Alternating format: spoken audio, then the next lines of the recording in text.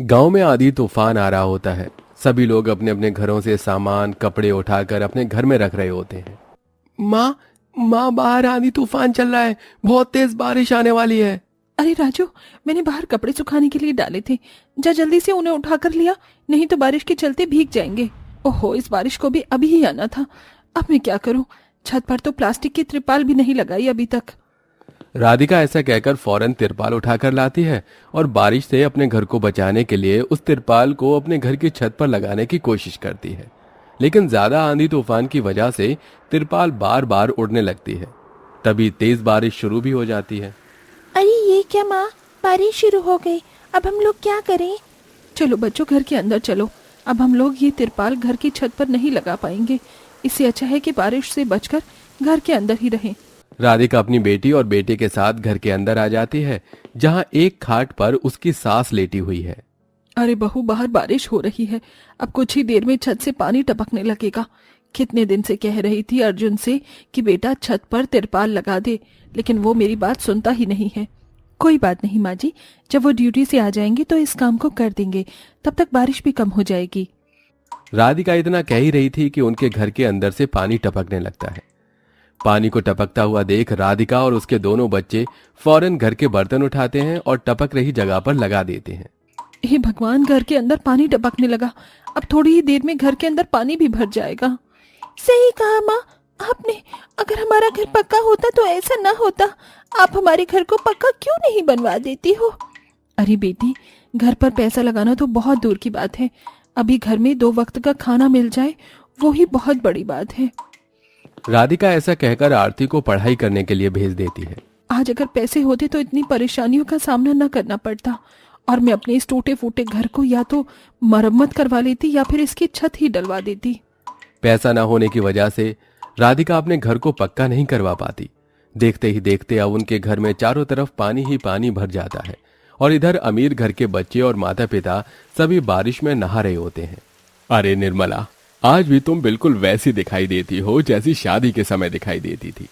पहली बार जब मैंने तुम्हें देखा था तब भी तुम भीगी हुई साड़ी में थी और बहुत जोरों से बारिश हो रही थी। हाँ, सही कहा तुमने। मुझे भी बहुत अच्छे से याद है वो दिन। इतनी तेज बारिश हो रही थी और तुमने मुझे मेरे घर पर छोड़ा था। बस तभी से मैं तुम्हारी फैन हो गई थी। क्या बात है माँ जी, बाबूजी, आपकी बारिश तो कुछ कमाल की हिक थी। हमारी बारिश इसके आगे कुछ भी नहीं है। माँ मुझे बॉल दो ना, मुझे बॉल से खेलना है। मैं भी तुम्हारे साथ खेलूंगा। अच्छा बच्चों, ज्यादा देर बारिश में मत खेलना, नहीं तो बुखार भी हो सकता है। जल्दी जल्दी बारिश में नहाकर घर में आ जाना। मैं तो नहा ली, अब मैं जा रही हूँ। तभी विवेक मालिनी को रोक लेता है और उससे कहता है, अरे मालिनी, अभी कहाँ जा रही हो? अभी तो बारिश में भीगने का मजा आ ही रहा था। चलो अभी थोड़ी देर में बारिश में भीगेंगे। विवेक ऐसा कहकर मालिनी के साथ और अपने दोनों बच्चों के साथ बारिश में भीगता रहता है।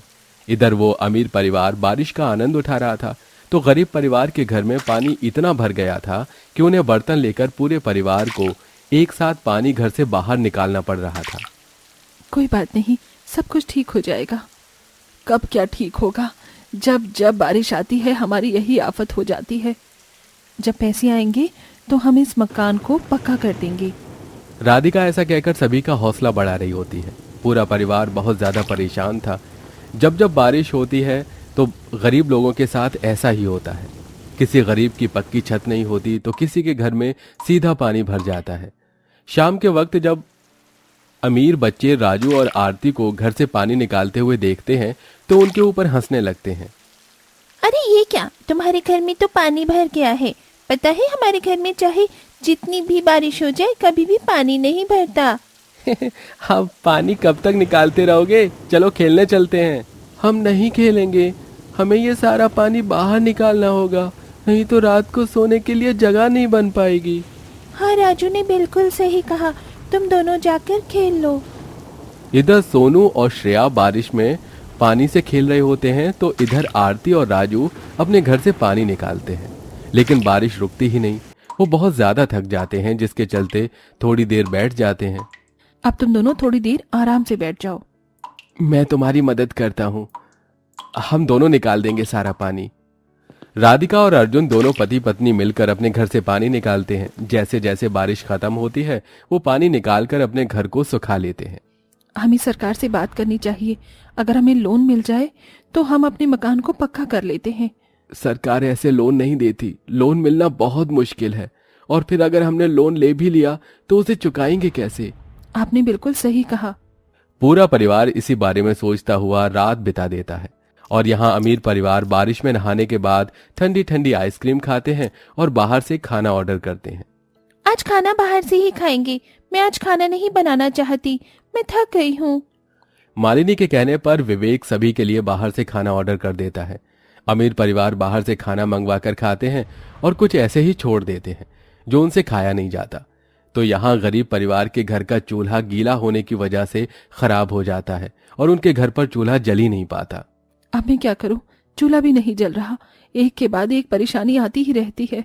शकुंतला इधर से उधर कुछ ईंटें इकट्ठा करती है और उन्हें जोड़कर चूल्हा तैयार करती है। मिट्टी वाला चूल्हा तो खराब हो गया, लेकिन ये ईंट का चूल्हा खराब नहीं होगा। इस तरह राधिका उस पर खिचड़ी बनाकर सभी को खिलाती है। रात को फिर से धीरे धीरे बारिश होने लगती है। जैसे तैसे तो उन्होंने घर से पानी निकाला था, अब फिर से उनकी छत टपकने लगती है। उनकी रात बहुत मुश्किलों से बीतती है। अपनी ये सारी परेशानी देखकर राधिका अपनी पड़ोसन मालिनी के घर आती है। मालिनी दीदी, हमारे घर की छत बहुत कच्ची है। बारिश के चलते छत से पानी टपकता है और घर में भर गया है। बहुत परेशानी हो गई है। बारिश में हमें कुछ पैसे उधार दे दो, हम अपने घर की छत का थोड़ा काम करवा लेंगे। काहे के पैसे दे दो? पैसे क्या पेड़ पर उगते हैं? मेरे पास कोई पैसे वैसे नहीं है। चले जाओ यहाँ से और दोबारा यहाँ मत आना। मालिनी ऐसा कहकर राधिका को वहां से भगा देती है। राधिका को बहुत बुरा लगता है और वो चुपचाप वापस अपने घर आ जाती है और इसके बाद इसके बारे में किसी को बताती तक नहीं। ऐसे ही कुछ दिन बीतते हैं और अब राधिका को एक दरोगा के पास मजदूरी का काम मिल जाता है।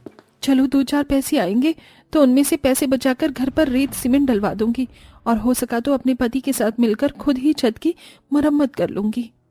राधिका काम करने लगती है और काम करके वो जो पैसे कमाती है उनमें से वो घर का खर्चा भी चलाती है और कुछ पैसे बचाने की कोशिश भी करती है। जो पैसे वो बचाती है उन पैसों से वो रेत, बदरपुर और सीमेंट खरीद लेती है, जिसके चलते वो खुद अपने पति के साथ मिलकर अपनी छत की मरम्मत धीरे धीरे करने लगती है।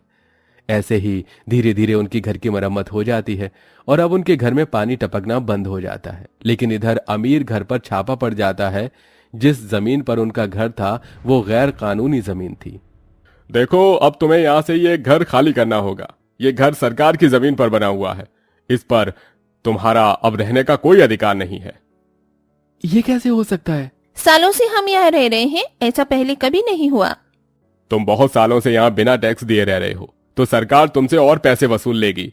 इससे अच्छा है कि तुम इस जगह को ही खाली करके चले जाओ। ऑफिसर ऐसा कहकर उन्हें खाली करने के लिए कहकर चले जाते हैं।